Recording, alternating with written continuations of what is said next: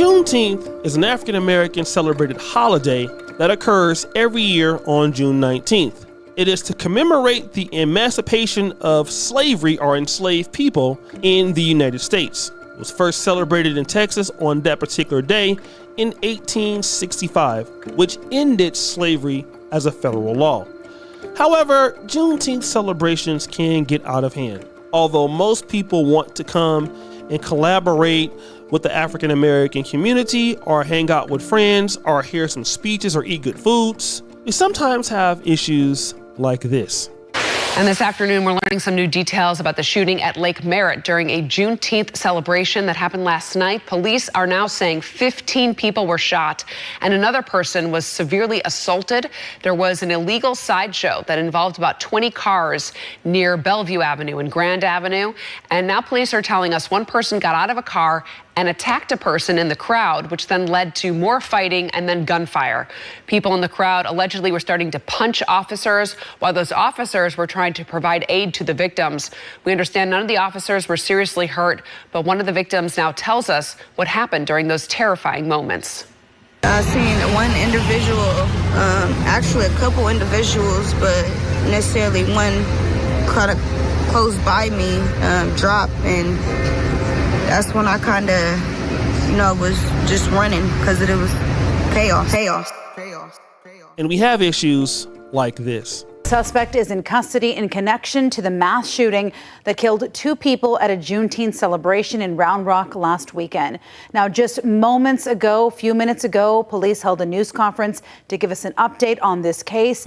KVUE's Eric Pointer is live in Round Rock. So, Eric, tell us more about what police said in this presser.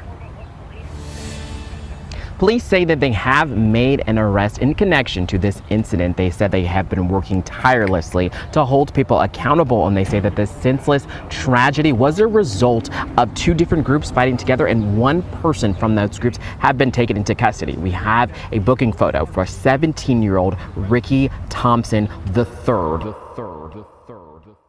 Now, of course, negative news always goes by quickly, especially in Black America. People want to belittle the actual holiday of Juneteenth just because terrible things like this happen. We never look at the whole of the African American community, people who come out and build fellowships with other African Americans, or the good collaboration that comes with such events. Nope, that's not what happens. We only see the bad part. But then, what if you do have a great celebration on Juneteenth? What is the response?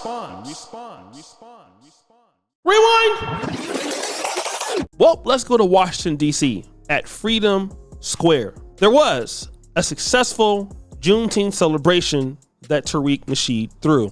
It included a lot of people from the community that spoke. People came from all across the United States, and Tariq Nasheed raised over $50,000. And then we started to see a lot of hatred from people online hating on Juneteenth. Sneeko made a very rude post on Twitter, also known as X now, but I want to weigh in on Andrew Tate's post because for me, that is the most important. Andrew Tate made a post that says, Juneteenth isn't a real holiday. It's ratchet N-word BS. Now, of course, the visibility of this post became limited because it violated X's rules against hateful conduct on the site. But Tariq Nasheed decided to respond to Andrew Tate in kind.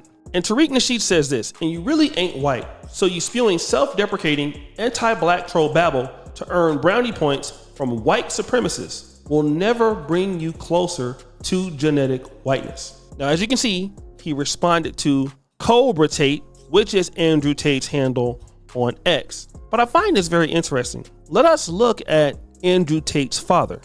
Andrew Tate's father, indeed, was an African American. He was a master chess player who happened to marry a lady, I believe, in Britain. However, he's out here calling himself the real N-word Tate, how bad, Juneteenth is. He's joining in with the likes of Sneeko and a lot of these other non-black white supremacists against the African American community.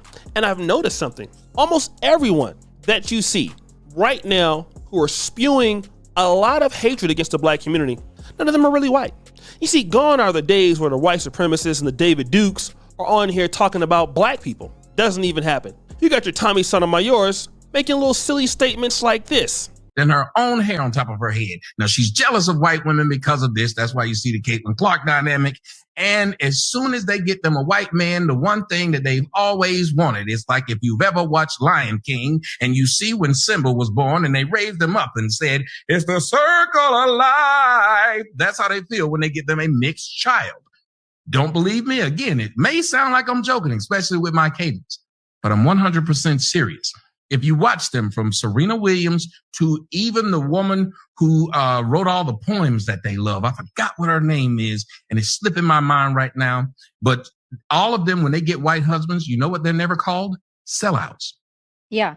Well, a black man, if he looks at a white woman, he's called a sellout. Now, some of you guys will go out there and say, well, he ain't lied. That's exactly how black women are. But you don't understand the reason why he is doing that. See, that's the whole thing. A lot of these guys are out here talking down on the black community as if they're going to get something, as if they're ever going to be white. And Tariq Nasheed is right. Sneeko will never be a white person. Myron will never be a white person.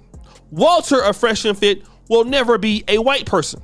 That Colombian chick that's hating on all the African Americans will never be a white person. He is biracial. And I'll be honest, one of the reasons why he's having so much trouble in Romania, because he is half black. And see, a lot of people out here don't understand the play. White supremacy, and I really don't like talking about this. I'm not a person that's a real big white supremacy person, although I acknowledge it because I am a pro-black. It's changing faces now. You don't even need white people to down talk black people. White people now have non-black people to do their dog and pony show. And then what they do is they go in there and comment under X. Now I won't even show you those comments right now on the page. Just go to Tariq Nasheed's page. He's complained about it. He's been called the ER more than 30 times, it appears, just on those posts, okay? And a lot of those people, in my opinion, are probably not even Caucasian people. Some of them may be Caucasian, but I guarantee you, most of them are non-white people. And this is the attack that many of us, as the FBAs, or hashtag ADOS, or African American or Negro, however you want to identify yourself, you need to understand now that white supremacy is no longer white. Racism is no longer white. It has white talking points, but it got black faces. Kenneth Owens, Tommy Sotomayor, even these other guys who want to be in the white red pill or the alt-right or the alt-white, or as Tariq Nasheed says, the alt-lice. These are going to be some of your people that are your hiring managers. You see, a lot of people feel like this who are managers of corporations, who have banks, who own businesses. And see, if we don't get it together and start hiring our own, we're going to be subject to these people as we're pushed out of certain sectors of the economy. Now, you think that artificial intelligence is going to do it, and it could do that. But as long as you have people out here who are hidden and have their hidden agendas and control Twitter or X bot accounts, we're in a lot of trouble, guys. And if we don't understand that we need to work together right now, we're in a world of hurt. Think about it.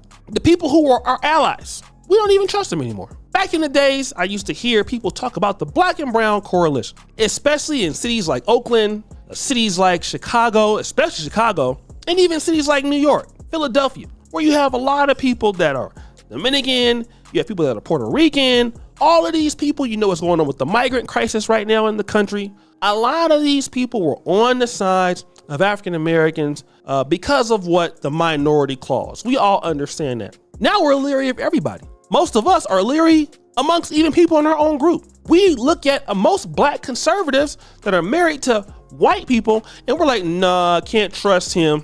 Look at the left, you're like, nah, I can't trust him. And now we're really out here by ourselves because white people are kind of like on the side of the road and they're just kind of watching, seeing what's going to happen. And to me, that is extremely dangerous. I don't want to put that in these folks' hands, and you should not either. We need to really start appreciating our brothers and sisters right now as a way out of no way.